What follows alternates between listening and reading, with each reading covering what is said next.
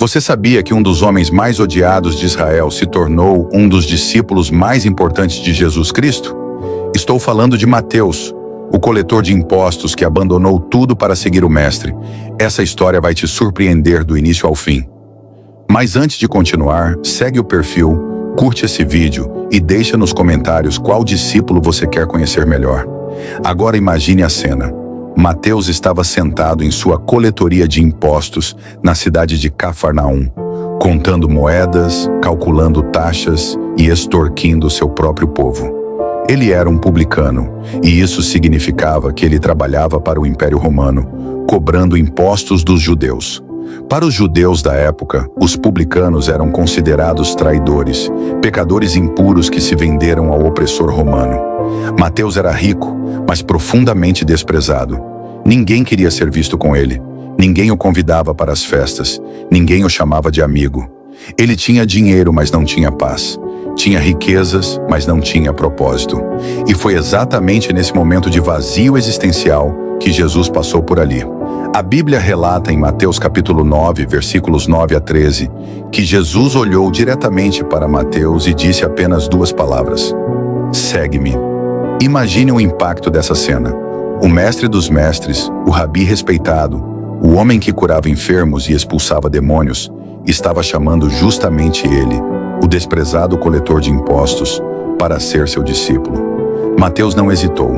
Ele levantou-se imediatamente, deixou tudo para trás, sua mesa cheia de moedas, seus registros, sua fonte de renda, e seguiu Jesus. Esse ato de renúncia total mostra a transformação instantânea que aconteceu no coração de Mateus. Mas a história fica ainda mais incrível. Mateus estava tão impactado por esse encontro que organizou um grande banquete em sua casa para Jesus. E sabe quem ele convidou? Todos os seus amigos publicanos e pecadores.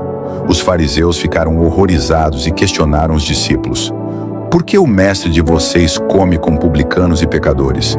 E Jesus respondeu com uma das frases mais poderosas do Evangelho: não são os sãos que precisam de médico, mas sim os doentes. Eu não vim chamar justos, mas pecadores ao arrependimento. Mateus não apenas se tornou um discípulo, ele se tornou um evangelista. Ele escreveu o primeiro evangelho do Novo Testamento, o Evangelho de Mateus, que é um dos relatos mais detalhados e organizados da vida, ministério, morte e ressurreição de Jesus Cristo. Mateus tinha uma habilidade única.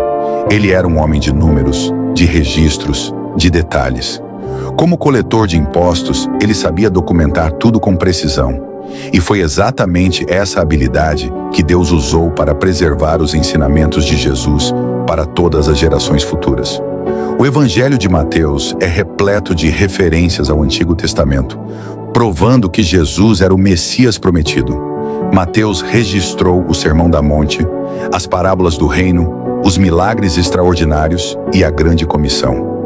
Seu evangelho começa com a genealogia de Jesus, mostrando sua linhagem real desde Abraão até José, e termina com a ordem de Jesus para fazer discípulos de todas as nações.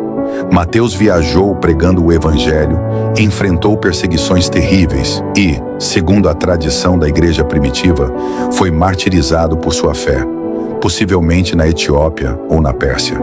Ele pagou o preço máximo por seguir Jesus, mas nunca se arrependeu daquela escolha que fez na coletoria de impostos. A história de Mateus nos ensina uma verdade profunda e libertadora. Não importa o seu passado, não importa quantos erros você cometeu, não importa o quanto as pessoas te desprezam ou te julgam, Jesus pode te transformar completamente e usar sua vida de maneiras extraordinárias. Mateus era um traidor que se tornou um testemunho, um tesouro para o reino de Deus. Era um homem sem amigos que se tornou amigo do Rei dos Reis. Se Jesus chamou Mateus, ele pode chamar você também. Se Jesus transformou a vida de um publicano odiado em um evangelho que impacta bilhões de pessoas até hoje, imagine o que ele pode fazer com a sua vida. Agora curte esse vídeo, segue o perfil,